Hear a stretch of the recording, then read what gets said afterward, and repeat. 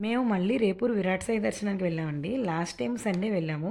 ఈసారి అనుకోకుండా గురువారం నాడు ఇంట్లో పూజ చేసుకున్నాక అప్పటికప్పుడు బయలుదేరి వెళ్ళామనమాట.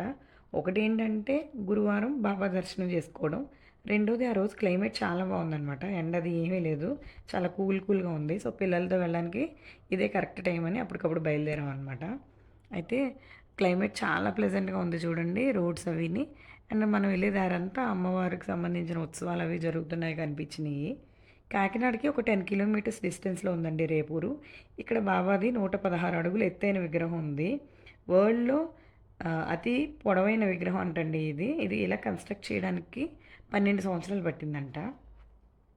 అయితే లాస్ట్ టైం సండే వెళ్ళాం కదండీ! అప్పుడు జనాలు అలా వస్తూనే ఉన్నారు. కానీ ఇప్పుడు గురువారం అవ్వడం వలన బయట వెహికల్స్ అయి చూసారా ఎన్నున్నాయో! చాలామంది భక్తులొచ్చారండి. అయినా కూడా అక్కడ మనకి ఇబ్బంది ఏమి ఉండదు. ఎందుకంటే అది చాలా పెద్ద ప్లేసు. మనం ఎంటర్ అవ్వంగానే టెంపుల్ ఉంది. Main temple.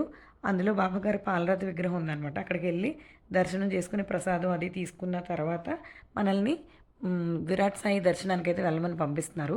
ఈ ప్లేస్ చాలా పెద్దగా అవ్వడం వలన ఎంతమందైనా మనం అక్కడ షెల్టర్ తీసుకోవచ్చనమాట. చుట్టూరా గ్రీనరీ అండి. ఎన్ని మొక్కలున్నాయో ఎంత అందంగా పెంచారో. ఆల్రెడీ మీకు తెలిసే ఉంటది. బాబాగారు ఆయన ఉన్న టైంలో మొక్కలకి నీళ్ళవి వేస్తూ పెంచుతూ ఉండేవారనమాట. సో, అందుకని ఇక్కడ గ్రీనరీ కూడా అంత బాగా ప్రిపేర్ చేశారు. అండ్ ఇది బాబాగారి దుని అండి. ఈ టెంపుల్‌లో బాబాగారి విగ్రహాలు చాలా కలర్‌ఫుల్‌గా ఉన్నాయండి. ఒక చోట గ్రీన్ కలర్, ఒక చోట పర్పుల్ కలర్, ఒక చోట యెల్లో కలర్ అలా రకరకాల కలర్స్‌తో ఉన్నాయన్నమాట.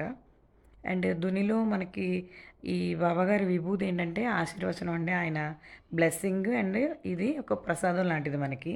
బాబాగారి విభూది మనం బొట్టు పెట్టుకొని మనం నోట్లో వేసుకుంటే మనకి ఒంట్లో ఉన్న నలతలు గానీ, మనసులో ఉన్న నలతలు గానీ అన్నీ తగ్గిపోతాయన్నమాట. ఒక పాజిటివ్ ఫీలింగ్ అయితే వస్తది.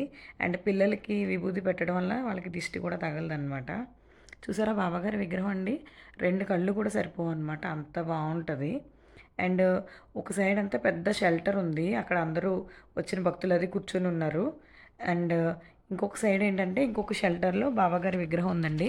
అక్కడ ప్రతి గురువారం నాడు బాబాగారి నామాలు అవి రాస్తుంటారు కదా! సాయినామాలు. ఆ రాసేవాళ్ళు అక్కడ కూర్చొని రాసుకోవడం, లేకపోతే అధ్యయనాలు అవి చదువుతూ ఉంటారు కదా! ఆ చదివేవాళ్ళు కూడా అక్కడ చదువుతా ఉన్నారనమాట. అక్కడే మమ్మల్ని ఒక ఆమె ఆపి, "మీరు విరాట్ సాయి దర్శనానికెళ్ళినప్పుడు గోడ మీద సూక్తులు అయ్యి ఉన్నాయండి. అవి తప్పకుండా చదవండి" అని చెప్పారు.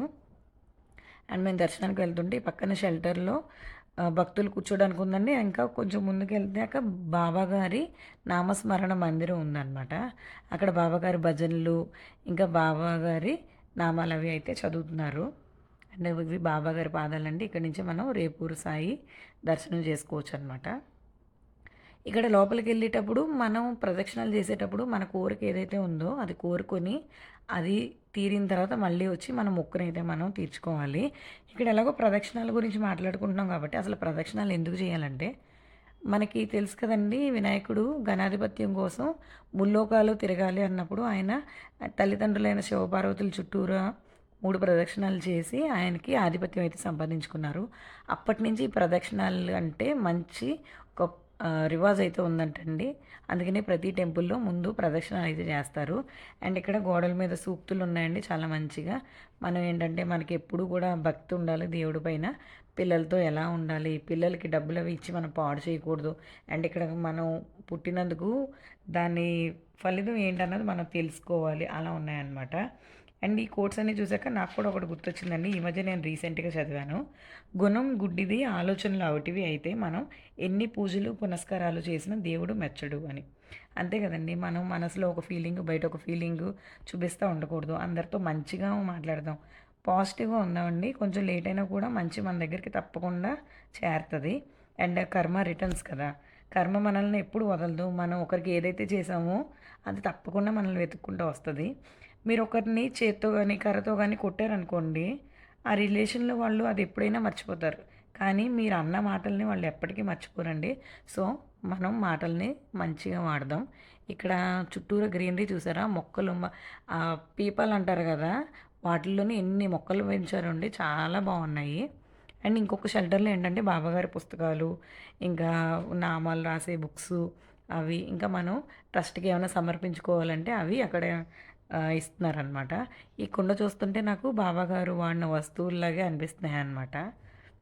ఇక్కడి నుంచి మనం లోపలికెళ్తే ప్రతి గురువారం నాడు ఇక్కడ భోజనాలు పెడతారండి. చాలామంది భక్తులొస్తారు గదా!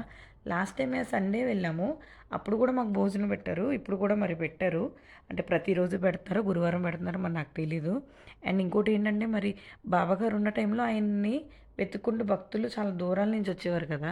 మరిప్పుడు ఆయనే స్వయంగా వండి పెట్టేవారు గదండీ! మరి అలాంటప్పుడు ఇప్పుడు మనం దర్శనానికెళ్తే లేదు ప్రసాదం అని ఎలా పంపిస్తారు? సో, అందుకని మనకు కూడా అక్కడ ప్రసాదం ఇచ్చారు. అండ్ మనం తీసుకున్న వెజిల్స్‌ని అవి మనమే చక్కగా క్లీన్ చేసేసి అక్కడ పెట్టేస్తుంటే వాళ్ళక్కడ భక్తులు అంటే సేవ చేసేవాళ్ళు ఉంటారు కదండీ! వాళ్ళే వడ్డించి ఇస్తున్నారనమాట అందరికీని.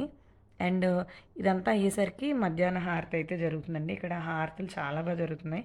కాకడ హారతి, మధ్యాహ్న హారతి, సాయంత్రం ధూప్ హారతి, రాత్రి షేజ హారతి అన్నీ కూడా టైంకి బాగా జరుగుతాయంటండి. ఇటువైపు అంటే కాకినాడ సైడ్ ఎవరైనా వచ్చినోళ్ళు ఉంటే తప్పకుండా విరాట్ సాయి దర్శనం చేసుకోండి. వీడియో నచ్చితే లైక్